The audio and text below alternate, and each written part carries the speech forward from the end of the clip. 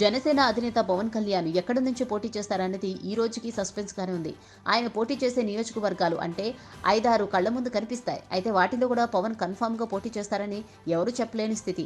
అసలు పవన్ ఎందుకు తాను పోటీ చేసే సీటు విషయంలో బయటపెట్టడం లేదు అంటే అక్కడ అధికార వైసీపీ చేయాల్సిన ప్రయత్నాలు చేస్తూ ఓటమికి కృషి చేస్తుందని పవన్ ఆలోచన అని అంటున్నారు.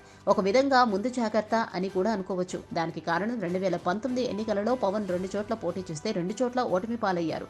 ఆ రకమైన చేదు అనుభవం ఆయనకు మిగిలి ఉంది.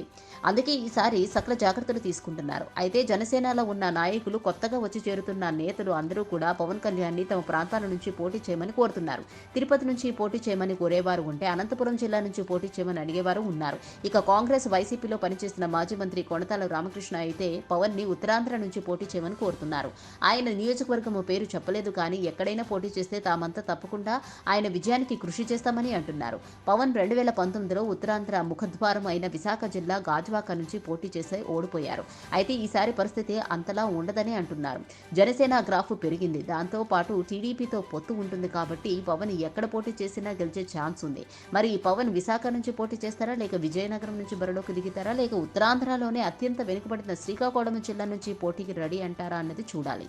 ఏది ఏమైనా పవన్ ఉత్తరాంధ్ర నుంచి పోటీ చేస్తే మాత్రం రాజకీయం మరోసారి వేడెక్కడం ఖాయం. అంతేకాదు అటు అధికార పార్టీ కూడా ఉత్తరాంధ్ర మీద ఫోకస్ పెట్టింది.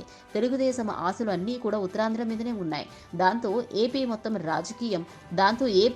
రాజకీయం ఉత్తరాంధ్ర వైపు టర్న్ అవుతుంది. ఇంతకీ పవన్ ఉత్తరాంధ్ర వైపు మొగ్గు చూపుతారా, లేక గోదావరి జిల్లాలోనే పోటీ అని అంటారా అన్నది కూడా ఆలోచించాలి. Please subscribe Pragna media. Please like, share, subscribe to Pragya Media. Pragya Media, please do like, share and subscribe. Please subscribe to Pragya Media. Please like, share and comment if you like the video. Pragya Media.